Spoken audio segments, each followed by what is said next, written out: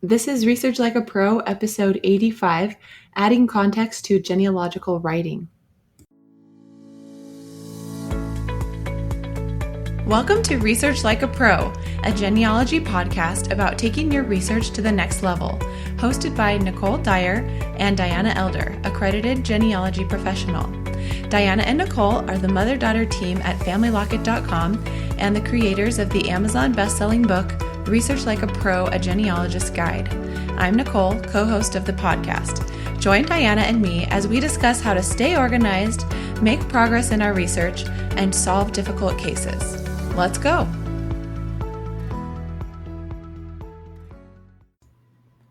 Hi, everyone, and welcome to the show. I'm Nicole Dyer, co-host of the Research Like a Pro podcast, and I'm here with accredited genealogist Diana Elder.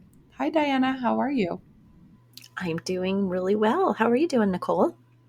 Doing great. How's your week going? It's going well. I just finished up a really intense client project, and whenever I finish those, I just want to do the genealogy happy dance because I've come to a good conclusion and it's all written up. That's always really exciting. And then I'm ready to jump into the next one. So it's been kind of a fun week. That's great that you came to a good conclusion on your last report. That's fun because we don't always do that, right? Sometimes we just have a needs more research conclusion. Well, this was, I think, about the sixth project I have done on this specific ancestor.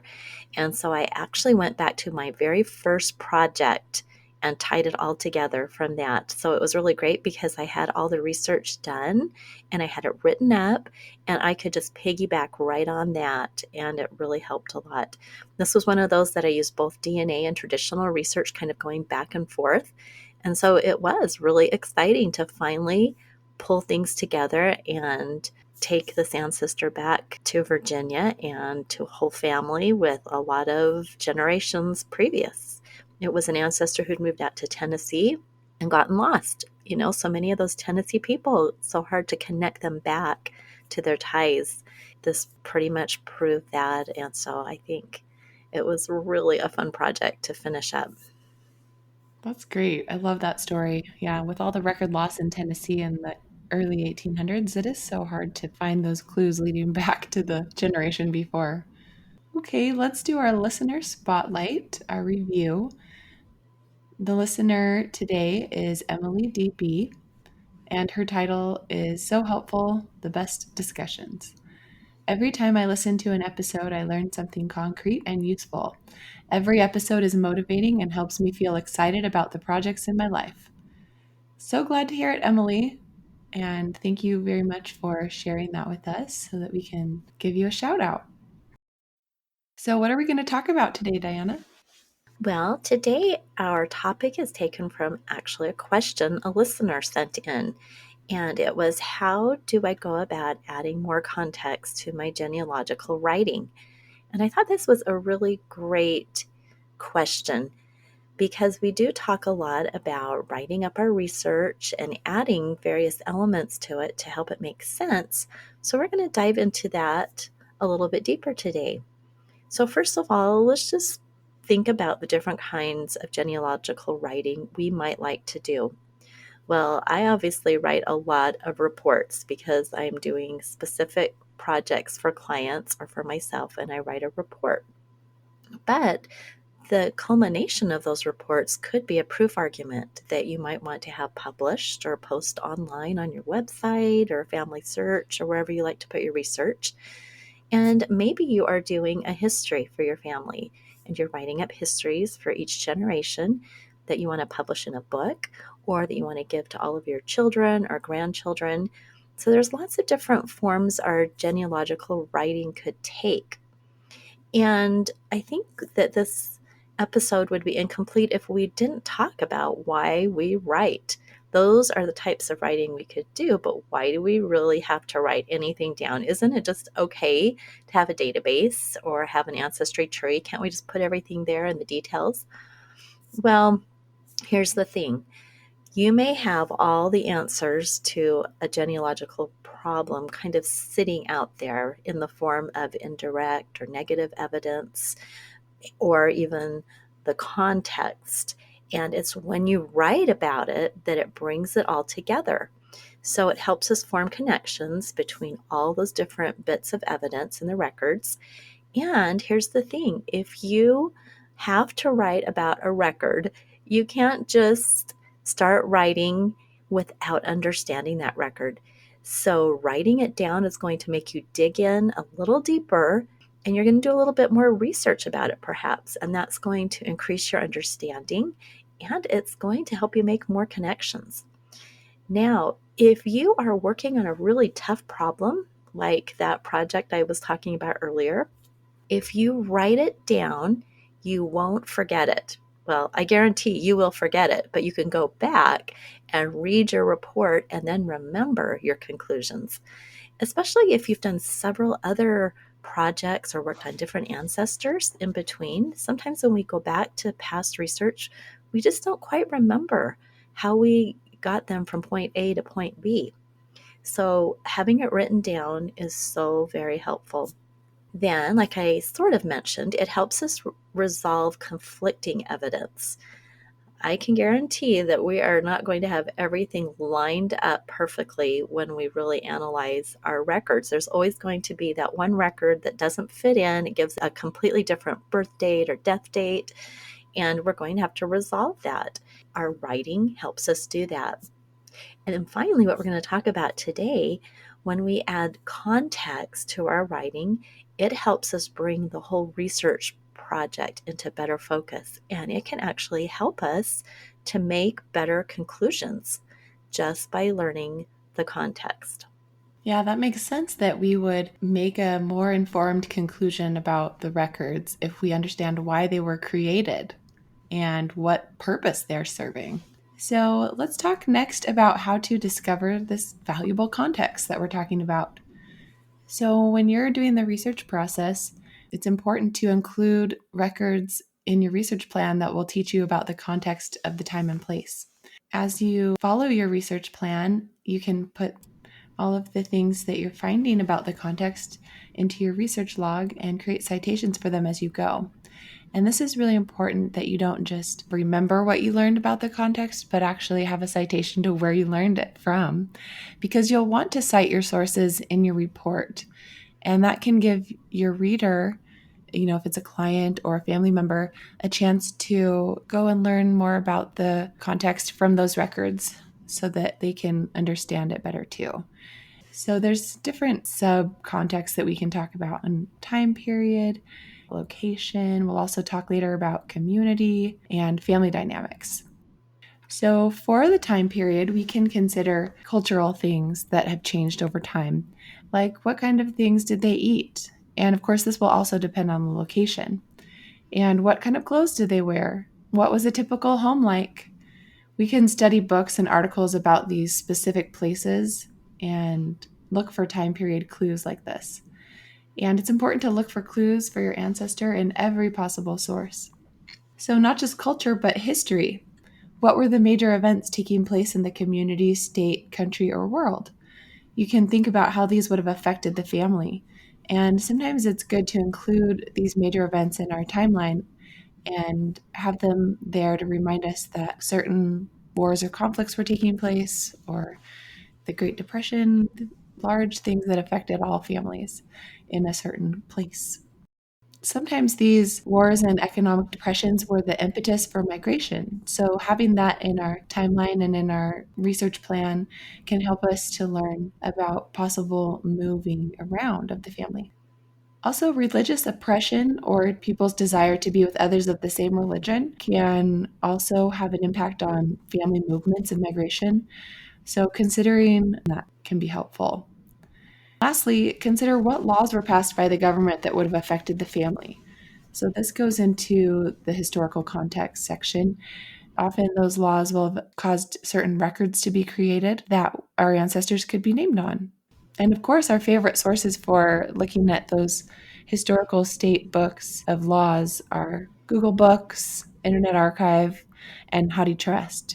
These websites have digitized those old books, and you can often find a law book for your state from the year before or the year after the place or the event that they were recorded on. So, like if you find a tax record from 1803, you could probably find a tax law in the law book of 1802. That's a really great point that we can actually go see the real laws because all of those books are online, they're available to us. And that's one of the things we teach about our locality guide, that if you find a really good source for the laws of your area, to make sure you put your link in there. So I just wanted to comment that when I did my Colonial Virginia class with Barbara Vines Little at SLIG in January, I learned a lot about colonial Virginia and the history. We really went in depth on a lot of different things because it made such a difference in researching the people. And one of the things that had not really occurred to me was that during the French and Indian Wars, it was so bad in Virginia that a lot of the people just went to either North or South Carolina, where there was not so much fighting. And then when things settled down in Virginia, they went back up to Virginia. So the French and Indian Wars were mid 1700s. And if you have an ancestor that disappears out of there and shows up in the Carolinas, that could be the reason. So, really understanding what was happening in the area can have a lot more impact on our research than we might think. It can really help us determine why someone did what they did. That's important. And I think it's also even more important than just knowing why someone did what they did. It helps us to explain why there could be a change in the records, right? So if we are surprised to see that our ancestor moved so far away, we might need to find evidence that shows it probably is still the same person because of this movement or this war, or this migration that happened. So it really can add to our body of evidence when we have this historical context and information. That's exactly right. And this is usually our brick wall ancestors because they've left one place and then they show up in another place, and we have to figure out how to connect them. Before we go to the next section, let's talk for 1 second about religion, because often in religious records, church records, things can mean different things based on the type of church and what their method of doing things were. So, for example, when were people generally baptized in a certain church? Some churches only did teen and adult baptisms, like the Baptist church, whereas the Episcopal or Anglican church did more infant baptisms. So, if you're looking at a register of baptisms and it doesn't say a person's birth date, only their baptism, knowing that background of how the religion recorded their baptisms will give more meaning to it. So, learning those common religious practices of the community and all those background details can give you a lot better understanding of the records. I think church records are a set of records that we often don't use quite as much because they are maybe not online. And we often have to go to a repository or we have to go to the headquarters of the church to find those.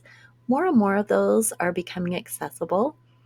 But church records can be the entire key to research problems. So if you've kind of come to the end of your rope and you haven't yet delved into those might be useful. We have to remember that religion was very important to our ancestors. This is the whole reason that many of them actually moved to the New World. Finding the church records could really open up a new avenue of research. So let's go on and talk about locality. And this is such an important step that we have a whole step of the research, like a pro process, where we discover more about locality. And so this is going to give us a lot more context as we write up our reports or our histories. You're going to want to make sure that you've actually discovered some really good sources for your specific locality. And those would include historical maps, gazetteers, migration trails and patterns, the jurisdictions that you already talked about, Nicole, and boundary changes. So I want to make sure we really understand our locality. But then once we have that understanding, that's going to help us understand how the geography of an area might have impacted our ancestors. Some things to think about are, how did they travel? Were there railroads nearby? What were the principal roads? I know sometimes I skip this step and I don't think to go look at a historical railroad map. Sometimes we think that our ancestors always just went by wagon and they would never have taken the railroad. And then we discovered that right there in 1850 was a railroad, and they certainly could have taken that. So I think it's really important that we consider all sorts of different possibilities. And when we're writing our reports, we may not even know for sure, but we could certainly put in something like the ancestor could have taken this railroad. It was very common for people to travel from this city to this city, taking this path. So we just put it in as something likely because it does add a little bit more flavor to our writing. It adds a little bit more understanding to what things could have been, even though we don't know for sure. Now, what about the weather? Weather is a really interesting thing to consider. You can study the weather patterns of the area, not only historical, but just what it's like now. I live in Utah. It's hot in the summer, it's cold in the winter, it is dry all the time. And, a lot of places have not changed, and we can consider what it was like for our ancestors to live in a certain area. Now, one thing I learned a lot about at my Advanced Southern Research class by Mark Lowe a year ago was that our Southern ancestors often migrated just to another Southern state because they were used to the type of crops you could grow in that weather pattern.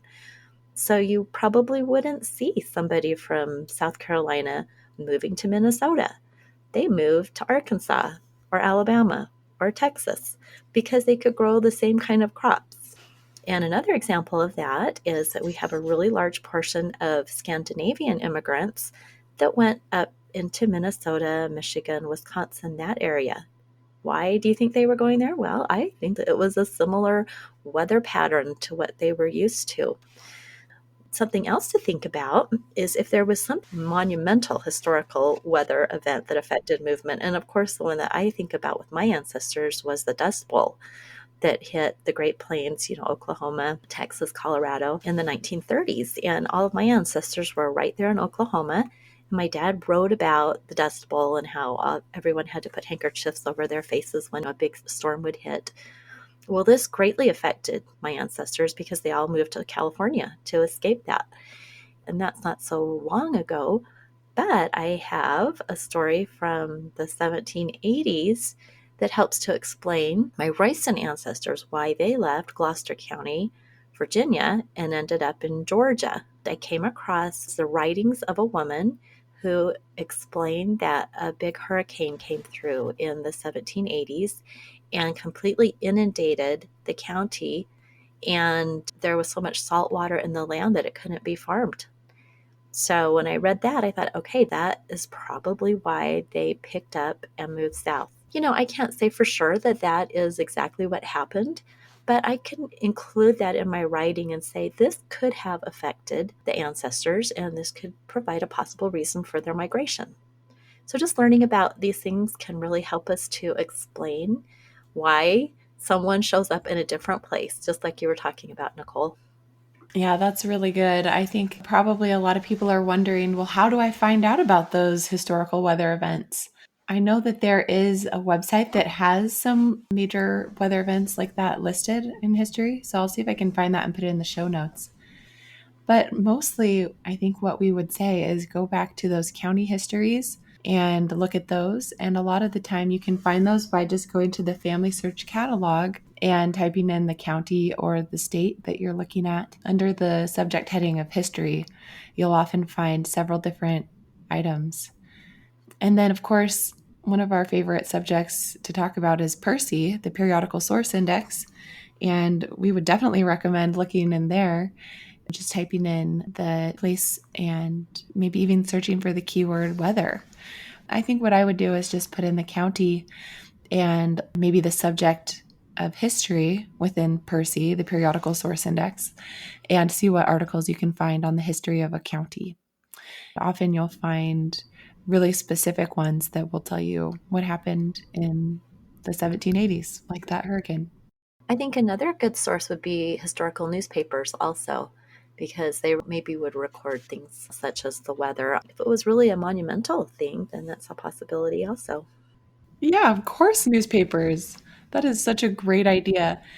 If there is a newspaper, at the time and place where our ancestors were, we should definitely be checking that because we just never know what kind of gems will be in there until we get it and look through it. I love to order microfilm newspapers from my library here through interlibrary loan and just go scroll through the newspaper. And I took a lot of screenshots of this one newspaper, the Pendleton Messenger, and I was looking through them the other day and I found a record of marriage for the original Siamese twins, Chang and Ang. Have you heard of them? I think maybe I have long ago, but that is fun. Yes, I hadn't really learned the history of the name Siamese twins. So when I saw this marriage entry and went and looked up on Wikipedia their names, I found that they were connected together, but they both got married to different women and they spent half of their time with one wife at her house and then half of their time with the other wife at her house. That is really interesting. That's a little bit of a sidetrack there, but I just thought it was so interesting. I mean, you just never know what you'll find in those old newspapers. So it's fun to check. One other note that I had about why Southerners stayed Southern, of course, they definitely wanted to stay with the crops that they were familiar with that would survive in their climate. But a lot of the time in the antebellum period before the Civil War, they did not want to migrate to northern states where their slaves would be set free by the laws there. So a lot of it had to do with political things and wanting to be with people who had the same beliefs about slavery. That's an interesting thought. We sometimes can see what political parties our ancestors were part of their voting registers, and I've seen some where they had to actually mark which political party they belonged to. So that might be fun also if you happen into something like that, that you could study the politics of the area. Our ancestors were every bit as much involved in politics, and things were just as heated back then as they are now. That could be a really interesting study as well. Yes, one of the cases I'm working on in our family's history right now is trying to figure out if our family came from this group of loyalists during the American Revolution. Right now, the DNA clues are leading me back to this guy who was a loyalist and led a British attack in the early part of the American Revolution and then was exiled and he left and ran away to Florida and Cuba for a while. And then he shows up again in a petition to the crown for basically kind of like a pension type of thing because he lost a lot of his property during the war. So, yes, we definitely need to consider that our ancestors probably chose one side or the other and consider the implications for that because at that time period in North and South Carolina, which is where this family lived, a lot of the time people would not intermarry with people on the opposite side. So you can use that as evidence to say, look, these two families were loyalists. They all lived in the same area. So it's more evidence that they were connected. Wow, that's a really great point. I think that we always kind of tend to think that our Revolutionary War ancestors were patriots. And so, of course, we're going to have some loyalists back there, right? So, good to open our eyes to all sorts of different possibilities with our ancestors. You never know what their political leanings might have been. And I'm kind of grateful this ancestor was a loyalist because it means he created a lot more records. That is true. Interesting. All right. Well, that was a lot of good context about location, the geography, the weather, and then jumping back to politics, which probably falls under the time period and the culture and history. But they're all interwoven, aren't they? Let's talk next about community context. Some sources that we might find our relatives in that could give clues to this would be city directories, census records, newspapers, county histories, church records, and business records. So, all of these can tell us about our ancestors' community. And knowing this context can help us identify an ancestor who has the same name as other people and help us understand more about them and their lives. So, let's talk about ethnic makeup. You can find out more about an ancestor's ethnicity by considering that they could be mentioned in a specific ethnic newspaper. You can also just understand, like, if you already know what ethnicity they are, you can look in these ethnic newspapers to understand what life was like for them.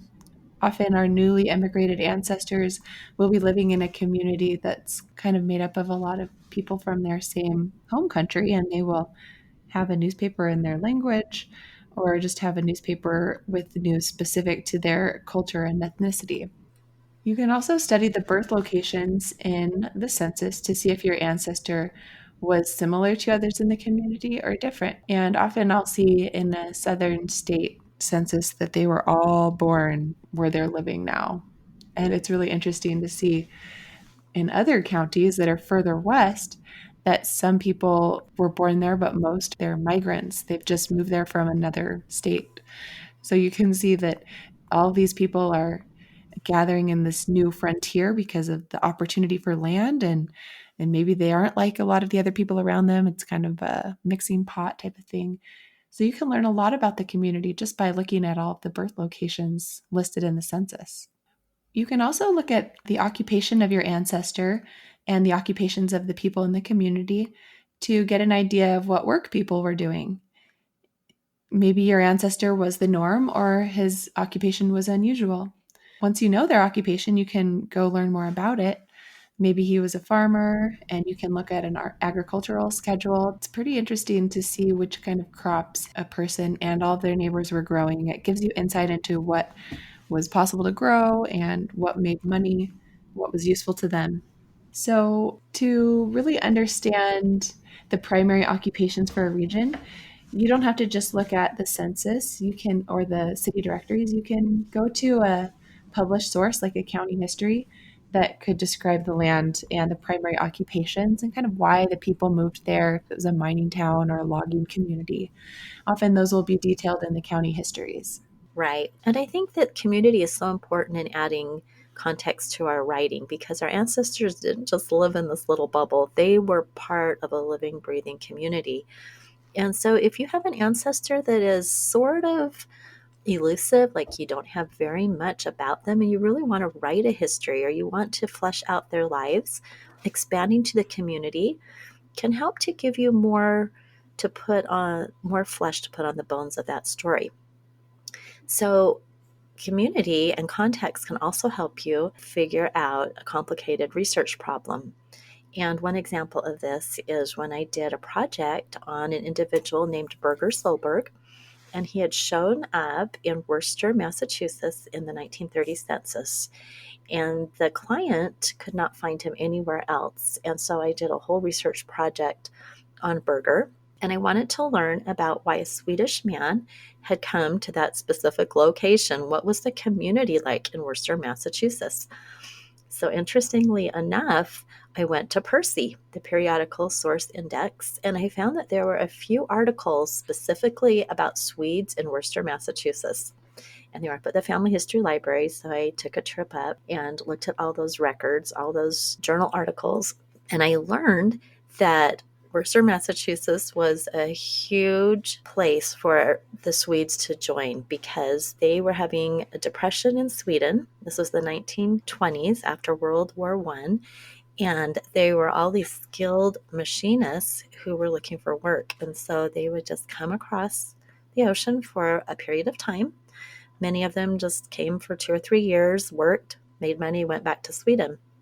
This helped me to really understand why Birger Solberg would have come across, and he actually came across the ocean, traveled back and forth several different times.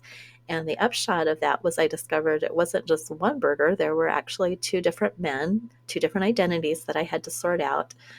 And so it was really helpful to get a whole view of that community and to learn about this occupation that was bringing these men over to Massachusetts. So it was really an interesting project, and it was interesting to put the context into the report because it made it so much more meaningful, and it really did help prove my conclusions. So, where did you find his occupation listed? That was in the ship manifest. So when they were coming into the country, they had to list their occupation and where they were going, where they were from. Those were great lists of the 1920s. And then also that 1930 census, of course, would have his occupation, but mainly it was from all those ship manifests. And like I said, he came over 2 or 3 different times and always listed machinist or something similar. There was another term also that he used as his occupation. That's cool.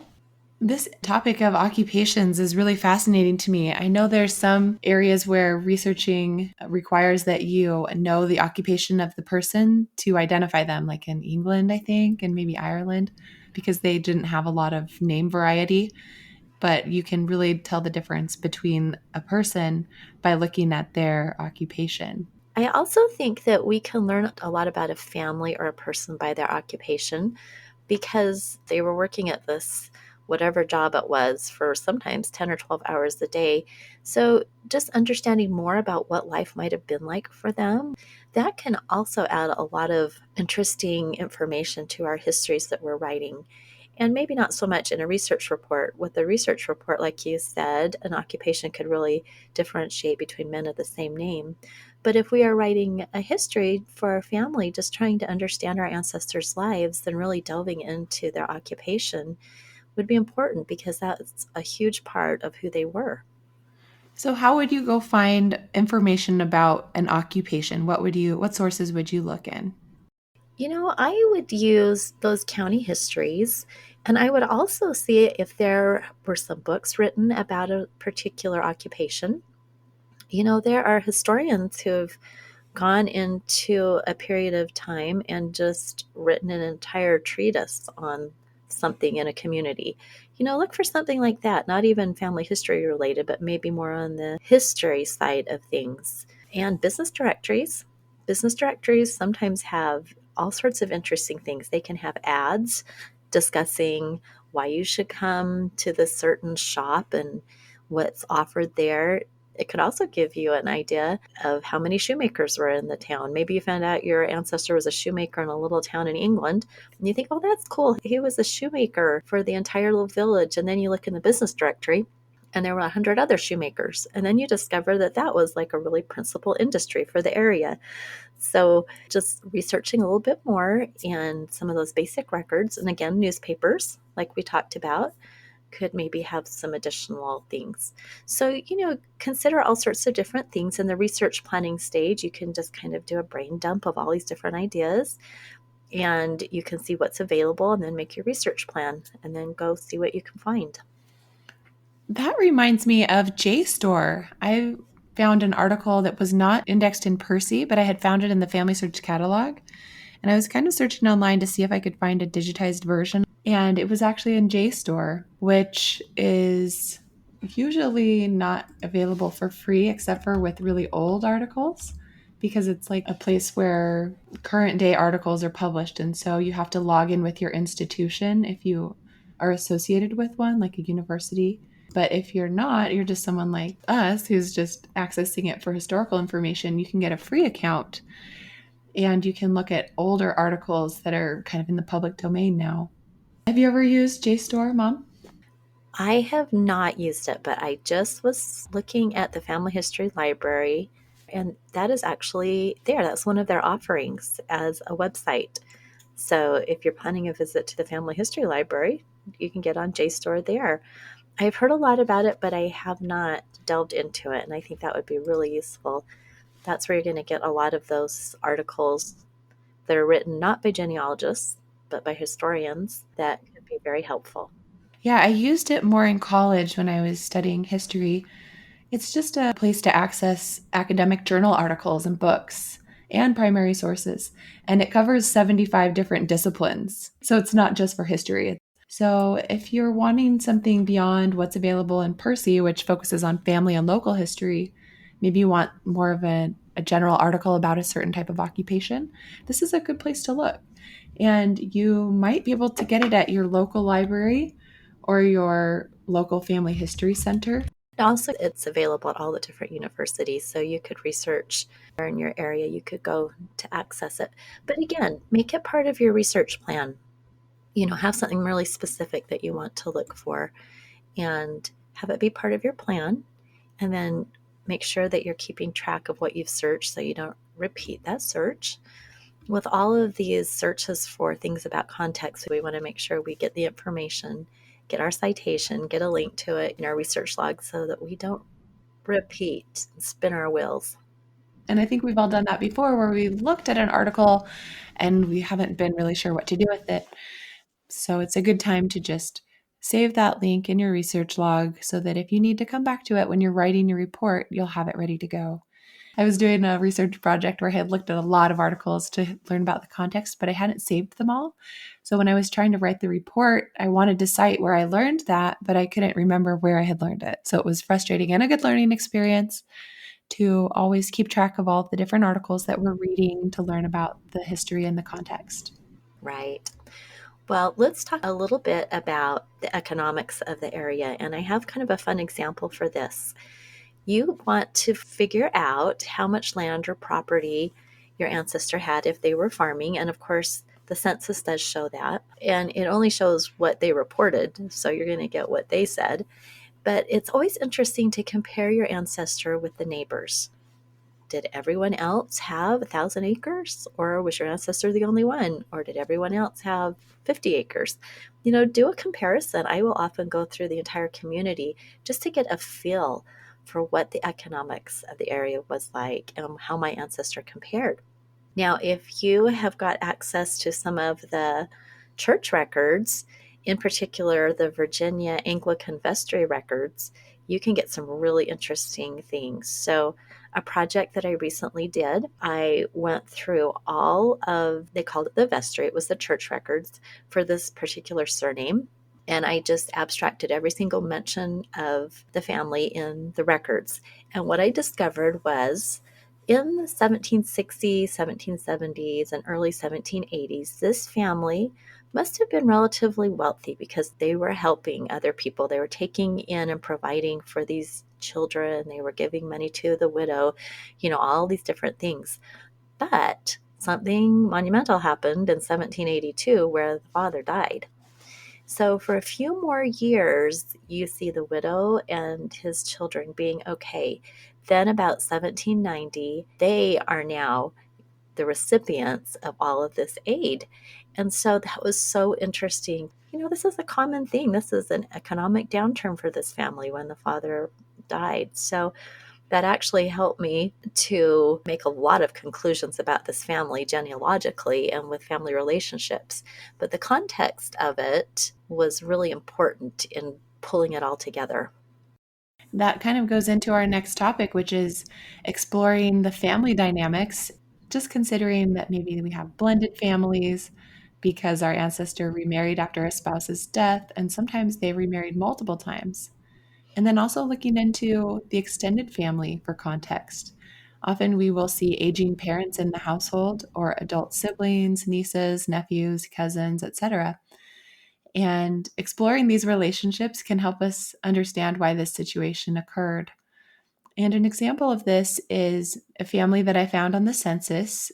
Margaret Welch had married D.H. Harris, and I knew that I was pretty sure that Margaret was the daughter of George and Lucinda Welch, but I only had indirect evidence. But one of those pieces of indirect evidence was that in their 1850 household, D.H. Harris and Margaret had another adult living with them named John Welch. So it didn't say that he was the brother in law, but I could deduce that he probably was because the families lived in close proximity together. So Margaret and John's parents lived just a couple households away. The other thing that was interesting is that Margaret's husband, D.H. Harris, his occupation was bootmaker. And then they had this adult man, John Welch, living with them who was like 21, and his occupation was shoemaker. So I figured that he was learning the trade from his brother in law and living with him. So that's kind of something that you could learn about when you see these adult people living in a household where they're not maybe expected to be and understand why this could have occurred. That's a really great example. And I think that in our day and age, we don't see as many extended family members living with families as we did back in the day because of economic necessity. They didn't have anywhere else to go. They had to come in and live with a family if they were an aging parent or if they were an orphan child. So anytime we have an unusual person in the household, we've got to explore who they are and try to figure it out. So we have talked about so many fun different types of contexts we could explore and research. So to wrap this episode up, let's just talk about how we add that to our writing. So we have done our research. We've discovered some really neat things about the context, the weather, migration, family dynamics, so many different things that we've talked about. So where do we put that in the report? You could start off your report in your background information, setting the stage for your findings. Was there something that was just really key to this entire research report or history? You could start with that. And then maybe you want to just have things scattered throughout the report. For instance, if you're discussing a marriage record, you could then talk more about the laws of the time and the customs of the time. And if there was a religion identified in the marriage record, you could talk more about that. So you can really include this context throughout the report, wherever it will shed light on the actual record and the conclusions that you're coming to. So the important thing as you're writing is that you just start writing. A lot of times we get hung up with the perfect order, and you can make an outline. That can work well, but sometimes you just need to start writing. And we live in a day where we can take an entire paragraph, cut it, and copy it or paste it, put it in a different place in our writing. And so don't get too hung up about having it be perfect. Just get started, move things around, edit as you go. But as soon as you start writing, it will be easier. I think as we write, we start to come up with questions that lead us to seek out more context because we write down they moved and then we think, why did they move? So I think it's okay to add some of those things you want to research to your future research suggestions and to not worry about looking up everything right then, because when you're doing multiple reports, it is an iterative process. And so maybe in the first phase, you found some questions that you'd like to research in the next phase that include more contextual background type of sources. That's a great point. We don't want to make our reports be so long that we never get them finished because we have so many questions that we want to answer before we finish the report. So just putting it in future research is perfect. Well, that was a fun episode. I hope you guys all enjoyed talking about context and how to add it to your genealogical writing. Yeah, I loved going through all these different things. And it makes me excited for my next research project because I want to use a lot of these concepts. So everyone have fun and go do some research today. Find some context for what you're working on. All right, everybody, have a great week, and we'll talk to you again next week. Bye-bye. Bye-bye. Thank you for listening to Research Like a Pro with Diana Elder, accredited genealogy professional, and Nicole Dyer. We hope that something you heard today will help you make progress in your own genealogy research. If you like what you heard, please leave us a review on iTunes or Stitcher, or visit our website, familylocket.com, to contact us. You can find our book, Research Like a Pro, A Genealogist Guide, on Amazon.com and other booksellers. We hope you'll start now to research like a pro.